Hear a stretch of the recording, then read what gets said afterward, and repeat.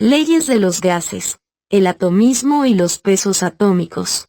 A finales del siglo XVIII, los científicos comenzaron a forjar un entendimiento más profundo de los gases al descubrir que existían relaciones consistentes entre la presión, el volumen y la temperatura de las muestras gaseosas.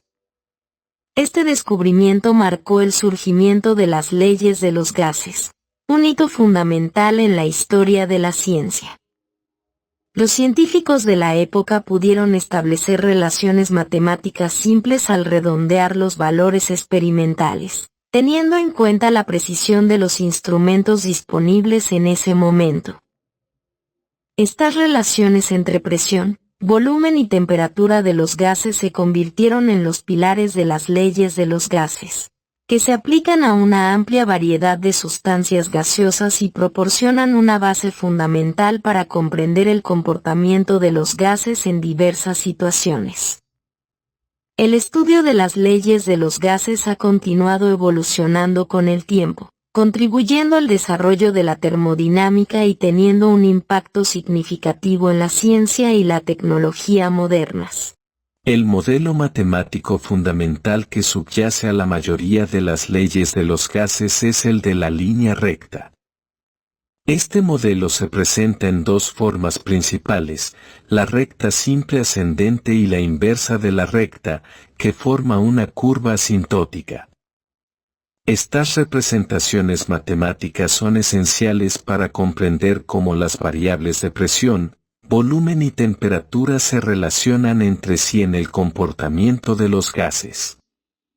La representación de una línea recta ascendente se encuentra en leyes como la ley de Charles y la ley de Gay-Lussac. En estas relaciones, a medida que una variable aumenta, la otra también lo hace de manera directamente proporcional, lo que se refleja en una línea recta con una pendiente positiva en un gráfico.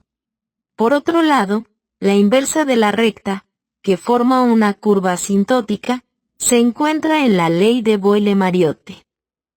Esta ley establece que la presión y el volumen de un gas son inversamente proporcionales, lo que significa que a medida que uno aumenta, el otro disminuye y viceversa. En un gráfico, esta relación se representa como una curva que se acerca asintóticamente al eje de las coordenadas. Es interesante destacar que, de todas las leyes de los gases, solo la ley de Boyle-Mariotte se modela con la inversa de la recta, lo que la distingue de las otras leyes. Este enfoque matemático proporciona una base sólida para comprender las propiedades fundamentales de los gases y es crucial en la descripción de su comportamiento en diversas condiciones de presión y temperatura. La ley de Boyle 1662. Robert Boyle, uno de los padres de la química, nació el 25 de enero de 1625 en Lismore, Munster, Irlanda. 14º hijo de Sir Richard Boyle, creció en una familia anglicana y aprendió latín y francés. Su primer libro, New Experiments Physico-Mechanical, 1660, exploró propiedades físicas del aire y presentó la ley de Boyle. Esta ley, que establece la relación inversa entre presión y volumen de un gas a temperatura constante, es la base de la ciencia de los gases. En el Químico Escéptico 1661, Boyle desafiaba la teoría aristotélica de los 4 elementos, proponiendo principios que los elementos eran realmente sustancias que no podían descomponerse en otras, por lo que los llamó cuerpos simples. En contraposición, una sustancia que sí podía simplificarse era una sustancia compuesta. La ley de Boyle fue confirmada por el físico francés Edmé Mariotte en 1679, pero Boyle la publicó primero. Mariotte agregó la variación del volumen con la temperatura. Hoy la llamamos ley de Boyle-Mariotte, aunque es solo ley de Boyle para los británicos o ley de Mariotte para los franceses. La ley de la conservación de la masa 1789. La tradición atribuye la formulación de la ley de la conservación de la masa al texto de 1789, Traité Elementaire de Chimie, Tratado Elemental de Química, escrito por los Lavoisier. Sin embargo, la historia detrás de esta ley es mucho más compleja, remontándose a épocas anteriores a Lavoisier, y su validación definitiva no ocurrió sino hasta años después, con la invención de balanzas de mayor precisión. La cuestión central reside en que esta ley permitió establecer una norma para comparar masas de manera confiable en reacciones químicas. Además, planteó la necesidad de sellar el reactor para evitar que los gases, que poseen masa, se escaparan, lo que contribuyó significativamente a la comprensión y aplicación precisa de los principios de la química. Ley de las proporciones recíprocas 1792. La ley de las proporciones recíprocas, propuesta en 1792 por Jeremías Richter, es un principio fundamental en la química que a menudo se pasa por alto en la enseñanza moderna debido a su complejidad matemática. Esta ley establece que, si dos elementos diferentes se combinan por separado con el mismo peso de un tercer elemento, la relación de las masas en las que lo hacen es la misma o un simple múltiplo de la relación de masa en la que se combinan. La demostración de la ley de proporciones recíprocas es inherentemente compleja. Sin embargo, lo que destacaba era la observación de que un elemento se combinaba con otros dos elementos de manera que sus relaciones matemáticas podían expresarse como cocientes de números enteros pequeños. Este hallazgo implicaba que, en última instancia, un elemento se combinaba de manera discreta, particular o a saltos con otros elementos, coincidiendo con la noción esperada de que la materia estaba compuesta por átomos. En caso de que la materia fuera fluida, como sostenía Aristóteles, los ratios no podrían expresarse en números enteros pequeños, resultando en valores decimales complejos. A pesar de su importancia histórica y su contribución a la comprensión de la estequiometría y la formación de compuestos, la ley de las proporciones recíprocas tiende a recibir menos atención en la educación química moderna. Esto podría deberse, en parte, a la complejidad matemática asociada con su resolución. A pesar de esto, es un principio esencial en la química que arroja luz sobre las relaciones de masas en las reacciones químicas y merece ser reconocido por su influencia en la evolución de la química como ciencia. La ley de las proporciones definidas 1799. La ley de las proporciones definidas, también conocida como ley de las proporciones fijas, es un principio fundamental en química que establece que un compuesto químico dado siempre contiene los mismos elementos en las mismas proporciones en masa, independientemente de su origen o método de preparación. Esta ley fue propuesta por el químico francés Joseph Prost a finales del siglo XVIII. La ley de proporciones definidas guarda similitudes con la de proporciones recíprocas, pero difiere en que se centra en el análisis de una única reacción química en lugar de tres. A pesar de esta distinción, el objetivo persiste: calcular ratios de combinación. El resultado, en la gran mayoría de los casos, se mantenía constante. Los ratios podían expresarse como cocientes de números enteros pequeños. Esto reafirma la conclusión de que la materia se combina de manera discreta, oponiéndose a la consecuencia aristotélica de materia fluida. Si la materia fuera fluida, estos cocientes serían decimales complejos, en lugar de cocientes de enteros pequeños. La ley de Dalton de presiones parciales 1801. La ley de presiones parciales de Dalton establece que la presión total de un gas es la suma de las presiones parciales de los gases individuales que lo constituyen. Esta ley marcó un avance significativo hacia la conceptualización del gas ideal y la comprensión de que los gases reales comparten similitudes notables entre sí. Es importante recordar que el gas ideal es más que una realidad concreta. Representa la noción de que los gases reales exhiben comportamientos muy similares entre sí, independientemente de su identidad química. La ley de Charles 1802. La ley, en honor al pionero del globo Jack Charles, se originó en experimentos de 1787 sobre la relación entre el volumen de gases y la temperatura. Sorprendentemente, John Dalton demostró en 1801 que todos los gases estudiados se expanden igual entre dos puntos de temperatura fija. El filósofo natural francés Joseph-Louis Gay-Lussac confirmó esto en 1802, atribuyendo el descubrimiento al trabajo anterior de Jack Charles. Principios similares ya habían sido descritos por Guillaume Amontons y Frances Hauksbee un siglo antes.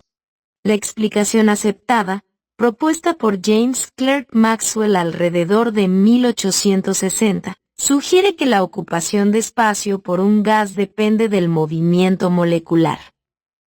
En condiciones normales, las moléculas están distantes y son tan pequeñas que su volumen es insignificante. Dentro de un globo de helio, átomos golpean cada centímetro cuadrado de goma a velocidades de aproximadamente 2 kilómetros por segundo. La primera ley de Gay-Lussac 1802. Joseph-Louis Gay-Lussac, 1778-1850, testigo de las revoluciones francesa y química, aunque inicialmente su familia fue empobrecida por la Revolución Francesa, fue seleccionado para la École Polytechnique, una institución de la Revolución destinada a formar liderazgo científico y técnico contra el Imperio Británico. Bajo la influencia de figuras notables como Pierre-Simon de Laplace y Claude Louis Berthollet, todos influidos por Antoine Laurent Lavoisier, Gay-Lussac inició su carrera como profesor de física y química en la École Polytechnique. Su interés compartido con Lavoisier en el estudio cuantitativo de las propiedades de los gases llevó a Gay-Lussac a su primera gran investigación entre 1801 y 1802, culminando en la formulación de dos leyes, la ley de Charles que él redescubrió, y la ley que lleva su nombre, que relaciona la presión y la temperatura de un gas a volumen constante. La ley de Henry 1803. La ley de Henry, formulada por el químico británico William Henry en el siglo XIX, describe cómo la cantidad de un gas que se disuelve en un líquido a una temperatura dada es directamente proporcional a la presión parcial de ese gas en la fase gaseosa. Esta ley es fundamental en el estudio de la solubilidad de los gases en líquidos y es ampliamente aplicada en campos como la química, la biología y la industria. La segunda ley de Gay-Lussac 1808. La contribución más significativa de Gay-Lussac es la ley de los volúmenes de combinación, la cual establece que los volúmenes en los que reaccionan los gases, para evitar excesos o déficits, son siempre expresables como cocientes de números enteros pequeños. Esta ley, junto con las leyes de proporciones recíprocas y definidas, constituye otra línea de evidencia que respalda la idea de que la materia no reacciona en saltos continuos. A pesar de algunos desacuerdos con Dalton sobre detalles matemáticos relacionados con la teoría atómica, esta ley finalmente contribuyó a las definiciones modernas de moléculas diatómicas. La teoría atómica de Dalton 1808. La teoría atómica de Dalton se publicó en 1808. John Dalton presentó sus ideas en su obra A New System of Chemical Philosophy, un nuevo sistema de filosofía química, la cual se publicó en 2 volúmenes en 1808 y 1810. Esta obra estableció las bases de la teoría atómica y su impacto en la química y la ciencia en general ha sido trascendental. La teoría atómica de Dalton, propuesta por el científico británico John Dalton a principios del siglo XIX, revolucionó nuestra comprensión de la materia y las reacciones químicas.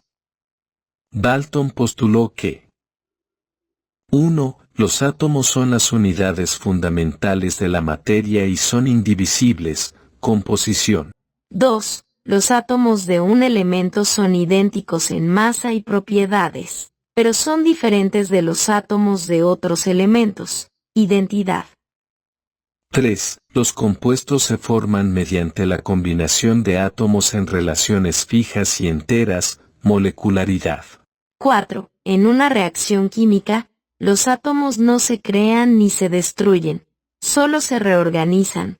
Cambio químico. La teoría atómica de Dalton proporcionó una explicación coherente para los patrones de combinación química observados y estableció la base para la estequiometría y la teoría moderna de la química. Esta teoría cambió la forma en que percibimos la materia y allanó el camino para futuros descubrimientos en la química, incluyendo la ley de las proporciones definidas y la ley de las proporciones múltiples, que respaldaron y ampliaron sus ideas. Las leyes de Avogadro 1811. El conde Lorenzo Romano Amedeo Carlo Avogadro, nacido en 1776 en el seno de una distinguida familia italiana de abogados, optó por impartir conocimientos científicos en un liceo local, donde llevó a cabo experimentos acerca de las densidades de los gases. Durante 1810 a 1811, redescubrió la ley de los volúmenes de combinación y la fusionó con la teoría atómica propuesta por Dalton. Dado que ambas teorías presentaban ciertas fricciones, Avogadro las armonizó introduciendo la noción de gases diatómicos.